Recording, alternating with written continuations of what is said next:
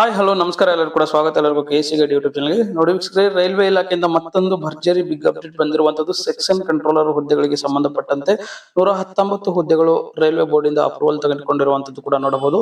ಹಾಗಾದ್ರೆ ಈ ಒಂದು ಹೊಸ ಹುದ್ದೆಗಳಿಗೆ ಸಂಬಂಧಪಟ್ಟಂತೆ ಏನೆಲ್ಲ ಇನ್ಫಾರ್ಮೇಶನ್ ಬಂದಿದೆ, ಏನ್ ನೋಟಿಫಿಕೇಶನ್ ಬಂದಿದೆ, ಇದಕ್ಕೆ ಎಜುಕೇಶನ್ ಕ್ವಾಲಿಫಿಕೇಶನ್ ಯಾವ ರೀತಿ ಸೆಲೆಕ್ಷನ್ ಮಾಡ್ತಾರೆ, ಮತ್ತೆ ಅಪ್ಲಿಕೇಶನ್ ಯಾವಾಗ ಸ್ಟಾರ್ಟ್ ಆಗಬಹುದು, ಇದು ಎಲ್ಲದರ ಬಗ್ಗೆ ಇನ್ಫಾರ್ಮೇಶನ್ ನಾನು ವಿಡಿಯೋದಲ್ಲಿ ತಿಳಿಸ್ತಾ ಹೋಗ್ತೀನಿ. ಲಾಸ್ಟ್ ವರೆಗೂ ವಿಡಿಯೋ ಸಂಪೂರ್ಣದ ಮಾಹಿತಿ ಕೂಡ ನಿಮಗೆ ಗೊತ್ತಾಗುವಂತದ್ದು. ಹಾಗೆ ನೀವು ನಮ್ಮ ಚಾನಲ್ ಹೊಸವರಿಗೆ ದಯವಿಟ್ಟು ಸಬ್ಸ್ಕ್ರೈಬ್ ಆಗಿ ಅಂತ ಬೆಲ್ ಐಕಾನ್ ಆನ್ ಮಾಡಿ, ಆಗ ನಾವು ಅಪ್ಲೋಡ್ ಮಾಡುವಂತ ಎಲ್ಲಾ ವಿಡಿಯೋಗಳು ನಿಮಗೆ ನೋಟಿಫಿಕೇಶನ್ ಸಿಗುತ್ತೆ. ಇದು ನೋಡ್ತಾ ಇದ್ರ ರೈಲ್ವೆ ಬೋರ್ಡ್ ಲೆಟರ್ ನೀವು ನೋಡಬಹುದು. ಈ ಹಿಂದೆನೂ ಕೂಡ ನಾನು ಅಸಿಸ್ಟೆಂಟ್ ಲೋಕೋ ಪೈಲಟ್ ಗೆ ಸಂಬಂಧಪಟ್ಟಂತೆ 11,127 ಹುದ್ದೆಗಳಿಗೆ ಸಂಬಂಧಪಟ್ಟಂತೆ ಅಪ್ರೂವ್ಡ್ ವೇಕೆನ್ಸಿ ಅಂತ ಹೇಳಿ ವಿಡಿಯೋ ಮಾಡಿದೆ. ಅದೇ ರೀತಿಯಲ್ಲಿ ಅಷ್ಟೇ ವೇಕೆನ್ಸಿಗಳು ಕೂಡ ರಿಲೀಸ್ ಆಗಿರುವಂತದ್ದು ನೋಡಬಹುದು. ಅದೇ ರೀತಿಯಲ್ಲಿ ನಿಮಗೆ ಈ ಒಂದು ಸೆಕ್ಷನ್ ಕಂಟ್ರೋಲ್ ಹುದ್ದೆಗಳಿಗೆ ಸಂಬಂಧಪಟ್ಟಂತೆ ಕೂಡ 119 ವೇಕೆನ್ಸಿಗಳು ಅಪ್ರೂವ್ ಪಡೆದುಕೊಂಡಿರುವಂತದ್ದು, ಮತ್ತೆ ಇಷ್ಟೇ ವೇಕೆನ್ಸಿಗಳು ಮುಂದೆ ನಿಮಗೆ ನೋಟಿಫಿಕೇಶನ್ ಆಗುವಂತದ್ದು. ಹಾಗಾದ್ರೆ ಯಾವ ಒಂದು ಜೋನ್ಗೆ ಎಷ್ಟೆಷ್ಟು ಇದಾವೆ ಅಂತ ಹೇಳಿ ಇಲ್ಲಿ ಟೇಬಲ್ ಅನ್ನ ನೋಡ್ಕೋಬಹುದು. ಇದರಲ್ಲಿ ಒಟ್ಟು 119 ಹುದ್ದೆಗಳು ಇರುವಂತದ್ದು ಕೂಡ ಗಮನಿಸಬಹುದು. ಇದರಲ್ಲಿ ಸೌತ್ ವೆಸ್ಟರ್ನ್ ರೈಲ್ವೆ SWR ಅಂತ ಏನ್ ಹೇಳ್ತೀವಿ, ಇದು ನಮ್ಮ ಬ್ಯಾಂಗ್ಳೂರ್ ಡಿವಿಷನ್ ಗೆ ಸಂಬಂಧಪಟ್ಟಿದ್ದು. ಇದರಲ್ಲಿ 8 ಹುದ್ದೆಗಳು ಇರುವಂತದ್ದು ಕೂಡ ಗಮನಿಸಬಹುದು. ನೀವು ಯಾವುದೇ ಜೋನ್ಗೂ ಕೂಡ ಅಪ್ಲಿಕೇಶನ್ ಹಾಕಬಹುದು. ಬೆಂಗಳೂರು ಜೋನ್ಗೆ ಅಪ್ಲಿಕೇಶನ್ ಹಾಕ್ಬೇಕಂತ ಏನಿಲ್ಲ, ಯಾವುದೇ ಜೋನ್ ಗಳಿಗೂ ಕೂಡ ನೀವು ಅಪ್ಲಿಕೇಶನ್ ನ ಹಾಕಬಹುದು. ಇದು 5ನೇ ತಾರೀಕು 5ನೇ ತಿಂಗಳಲ್ಲಿ ಅಪ್ರೂವ್ ಪಡ್ಕೊಂಡಿರುವಂತದ್ದು ಕೂಡ ನೋಡಬಹುದು. ಈ ಅಪ್ರೂವ್ಡ್ ವೇಕೆನ್ಸಿಗೆ ಸಂಬಂಧಪಟ್ಟಂತೆ ಇನ್ನ ಮುಂದೆ ನಾನು ತಿಳಿಸ್ತಾ ಹೋಗ್ತೀನಿ. ಆದ್ರೆ ಇನ್ನು ಬಹಳಷ್ಟು ಜನ ಕ್ವಶನ್ಸ್ ಕೇಳ್ತಾರೆ, ಸರ್ ವಿಡಿಯೋ ಮಾಡಿದ ತಕ್ಷಣ ಸರ್ ಅಪ್ಲಿಕೇಶನ್ ಹಾಕಕ್ಕೆ ಲಿಂಕೇ ಬಂದಿಲ್ಲ ಅಂತ ಹೇಳಿ. ಡೆಫಿನೆಟ್ಲಿ ಇದು ಇನ್ನ ಲಿಂಕ್ ಸ್ಟಾರ್ಟ್ ಆಗಿಲ್ಲ. ಅಪ್ರೂವ್ಡ್ ವೇಕೆನ್ಸಿಗಳು ಅಂತ ಹೇಳಿ ಅಂದ್ರೆ ನಿಮಗೆ ಈ ವೇಕೆನ್ಸಿಗಳು ಕನ್ಫರ್ಮ್ ಆಗತ್ತೆ ನೆಕ್ಸ್ಟ್ ಬರುವಂತಹ ದಿನಗಳಲ್ಲಿ ಅಂತ ಹೇಳಿ ಹೇಳಲಾಗತ್ತೆ. ಯಾಕೆ ವಿಡಿಯೋ ಮಾಡ್ತೀವಿ ಅಂದ್ರೆ ನಿಮ್ಗೆ ಮುಂಚಿತವಾಗಿ ಗೊತ್ತಾಗ್ಲಿ, ಮತ್ತೆ ನಿಮ್ಮ ಪ್ರಿಪರೇಷನ್ ಕೂಡ ಮುಂಚಿತವಾಗಿ ಸ್ಟಾರ್ಟ್ ಆಗೋದ್ರಿಂದ ನೀವು ಏನಾಗ್ಬೋದು ಅಂದ್ರೆ ಬೇಗ ಎಕ್ಸಾಮ್ ಅನ್ನ ಕ್ರ್ಯಾಕ್ ಮಾಡ್ಬೋದು ಅಂತ ಹೇಳಿ ಮಾಡ್ತಾ ಇರುವಂತದ್ದು. ಹಾಗಾದ್ರೆ ಈ ಒಂದು ಹುದ್ದೆಗೆ ಸಂಬಂಧಪಟ್ಟಂತೆ ಎಜುಕೇಶನ್ ಕ್ವಾಲಿಫಿಕೇಶನ್ ಏನಾಗಿರ್ಬೇಕಂದ್ರೆ ಯಾವುದೇ ಡಿಗ್ರಿ ಆಗಿದ್ರು ಕೂಡ ಅಪ್ಲಿಕೇಶನ್ ಹಾಕಬಹುದು. ಎನಿ ಡಿಗ್ರಿ ಕ್ಯಾಂಡಿಡೇಟ್ಸ್ ಅಪ್ಲಿಕೇಶನ್ ಹಾಕಬಹುದು. ಏಜ್ ಲಿಮಿಟ್ ಗೆ ಸಂಬಂಧಪಟ್ಟಂತೆ 33 ವರ್ಷದವರು ಕೂಡ ಅಪ್ಲಿಕೇಶನ್ ಹಾಕಬಹುದು.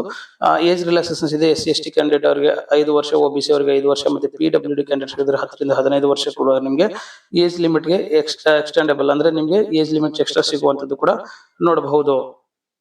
ಇನ್ನ ಸೆಲೆಕ್ಷನ್ ಹೇಗೆ ಮತ್ತೆ ಎಕ್ಸಾಮ್ ಪ್ಯಾಟರ್ನ್ ಎಲ್ಲ ನೋಡೋದಾದ್ರೆ ನೋಡಿ, ಇದೆಲ್ಲ ಬಂದು ನಾನು ನಿಮ್ಗೆ ಪ್ರಿವಿಯಸ್ ಇಯರ್ ಒಂದು ನೋಟಿಫಿಕೇಶನ್ ಇಂದ ಹೇಳ್ತಾ ಇರುವುದು. ಏನಾದ್ರೂ ಚೇಂಜಸ್ ಇದ್ರೆ ನಾನು ನೋಟಿಫಿಕೇಶನ್ ರಿಲೀಸ್ ಆದ್ಮೇಲೆ ನಿಮ್ಗೆ ಇಂಪ್ಲಿಮೆಂಟ್ ಕೂಡ ಮಾಡ್ತೇನೆ. ಹಾಗಾದ್ರೆ ಸ್ಯಾಲರಿ ಎಷ್ಟಿದೆ ಅಂದ್ರೆ ಬೇಸಿಕ್ ಪೇ ಬಂದು 35,000 ರೂಪಾಯಿ ಲೆವೆಲ್ ಪೇಗೆ ಇರುತ್ತೆ. ಆಲ್ಮೋಸ್ಟ್ ನಿಮ್ಗೆ ಇಷ್ಟಿದ್ರೆ 1 lakh ಕ್ರಾಸ್ ಆಗುವಂತ ಚಾನ್ಸಸ್ ಗಳು ಇದಾವೆ ಸ್ಯಾಲರಿಲಿ.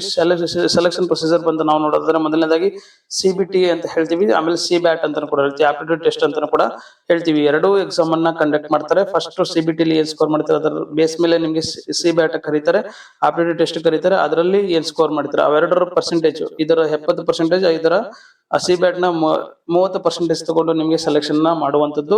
ಈ ಪ್ರೀವಿಯಸ್ ನೋಟಿಫಿಕೇಶನ್ ಅಲ್ಲಿ ಹೀಗಾಗಿತ್ತು. ಆದ್ರೆ ಈಗ ಹೊಸ ರೂಲ್ ಈಗ 2026ರಲ್ಲಿ ALP, ಇದು 25 ಅಲ್ಲ 26ರಲ್ಲಿ ALP ನೋಟಿಫಿಕೇಶನ್ ಬಿಟ್ಟಿದೆ. ಅದರಲ್ಲಿ 50% ಅಂತ ಹೇಳಿ ರೂಲ್ ಮಾಡಿದ್ರೆ. ಹಾಗಾಗಿ ಇನ್ಮೇಲೆ ನಿಮ್ಗೆ CBT ಅಲ್ಲಿ 50% ಅನ್ನ ತೆಗೆದುಕೊಂಡು, CBAT ಅಲ್ಲಿ 50% ಅನ್ನ ತೆಗೆದುಕೊಂಡು ಒಟ್ಟು ನಿಮ್ಗೆ 100% ಮಾಡಿ ನಿಮ್ಗೆ ಫೈನಲ್ ಸೆಲೆಕ್ಷನ್ ಆಗುವಂತದ್ದು. ಹಾಗಾಗಿ ಎರಡೂ ಕೂಡ ಕನ್ಸಿಡರೇಷನ್ ಇದೆ, ಯಾವುದನ್ನು ಕೂಡ ನೀವು ಬಿಡು ಹಾಗಿಲ್ಲ. ಹಾಗಾದ್ರೆ CBT ಅಲ್ಲಿ ಏನ್ ಸಿಲೆಬಸ್ ಇರುತ್ತೆ, ಏನ್ ಕ್ವಶನ್ಸ್ ಇರುತ್ತೆ ಅಂತ ಹೇಳಿದ್ರೆ ಒಟ್ಟು 2 ಗಂಟೆಗಳ ಕಾಲ ನಿಮ್ಗೆ ಸಮಯಾವಕಾಶ ಇರುತ್ತೆ. 100 ಕ್ವಶನ್ಸ್ ಇರುತ್ತೆ, 100 ಮಾರ್ಕ್ಸ್ ಕೂಡ ಇರುತ್ತೆ. ನೆಗೆಟಿವ್ ಮಾರ್ಕ್ಸ್ 1/3 ನಿಮ್ಗೆ ಇರುತ್ತೆ. ಇನ್ನ CBAT ಗೆ ಸಂಬಂಧಪಟ್ಟಂತೆ ನೋಡೋದಾದ್ರೆ ಇಲ್ಲಿ ರಾಂಗ್ ಆಗಿದೆ, ಕ್ವಾಲಿಫೈಯಿಂಗ್ ನೇಚರ್ ಅಲ್ಲ. ಇದರಲ್ಲಿ 50% ನಿಮ್ಮ ಇದರ ಒಂದು ಕೂಡ ಆಡ್ ಆಗುತ್ತೆ. ಇದರಲ್ಲಿ ಯಾವುದೇ ರೀತಿಯ ನೆಗೆಟಿವ್ ಮಾರ್ಕ್ ಇರೋದಿಲ್ಲ. ಇದು ಬಂದು ನಿಮ್ಗೆ 50% ನಿಮ್ಗೆ ಫೈನಲ್ ಸೆಲೆಕ್ಷನ್ ಅಲ್ಲಿ ಆಡ್ ಆಗುವಂತದ್ದು. ಹಾಗಾದ್ರೆ ಸಿಲೆಬಸ್ ಏನು ಅಂತ ನೋಡೋದಾದ್ರೆ ಮೊದಲನೇದಾಗಿ ಸಿಲೆಬಸ್ ಬಂದು ನಾವು ನೋಡೋದಾದ್ರೆ ಅನಾಲಿಟಿಕಲ್ ಅಂಡ್ ಮ್ಯಾಥಮೆಟಿಕಲ್ ಕ್ಯಾಪಬಿಲಿಟಿ ಅಂತ ಹೇಳ್ತೀವಿ, ಡಾಟಾ ಅನಾಲಿಸಿಸ್ ಅಂಡ್ ಇಂಟರ್ಪ್ರಿಟೇಷನ್ಸ್ ಅಂತ ಕೂಡ ಹೇಳ್ಬೋದು, logical capability, reasoning comprehensions, mental reasoning, ಇಷ್ಟು ಕೂಡ ನಿಮ್ಗೆ ಕ್ವಶನ್ಸ್ ಇರುವಂತದ್ದು. ಸೊ ಇದರ ಒಂದು ಸಿಲೆಬಸ್ ಅನ್ನು ತೆಗೆದುಕೊಂಡು ಅದೇ ರೀತಿಲಿ ನೀವು ಈ ಒಂದು ಪೋಸ್ಟ್ ಗೆ ಸೆಲೆಕ್ಷನ್ ಆಗ್ಬೇಕಂದ್ರೆ ನಿಮ್ಮ ಪ್ರಿಪರೇಷನ್ ಈಗಲಿಂದನೇ ಸ್ಟಾರ್ಟ್ ಮಾಡ್ಬೇಕಂತ ಹೇಳಕ್ ಇಷ್ಟಪಡ್ತೀನಿ. ಏನಾದ್ರೂ ಅಪ್ಡೇಟ್ಸ್ ಬಂದ್ರೆ ಡೆಫಿನೆಟ್ಲಿ ನಾನು ತಿಳಿಸ್ತಾ ಹೋಗ್ತೇನೆ. ನೀವು ಇದೇ ರೀತಿ ಅಪ್ಡೇಟ್ಸ್ ಅನ್ನ ಪಡೆಯಲು ನಮ್ಮ ಚಾನಲ್ ಸಬ್ಸ್ಕ್ರೈಬ್ ಆಗಿ ಮತ್ತೆ ಬೆಲ್ ಐಕಾನ್ ಅನ್ನು ಮಾಡಿ. ಮತ್ತೆ ವಾಟ್ಸ್ಆಪ್ ಟೆಲಿಗ್ರಾಮ್ ಗ್ರೂಪ್ ಲಿಂಕ್ ನಿಮ್ಗೆ ಡಿಸ್ಕ್ರಿಪ್ಷನ್ ಕೊಡ್ತೀನಿ, ಅಲ್ಲಿಂದ ಹೋಗಿ ಜಾಯ್ನ್ ಆಗಿ ಡೈಲಿ ಮತ್ತಷ್ಟು ಕ್ವಶನ್ಸ್ ಗಳನ್ನ ಕೂಡ ನನಗೆ ಕೇಳಬಹುದು ಅಂತ ಹೇಳ್ತಾ ಇವತ್ತಿನ ವಿಡಿಯೋನ ಮುಗಿಸ್ತಾ ಇದ್ದೀನಿ.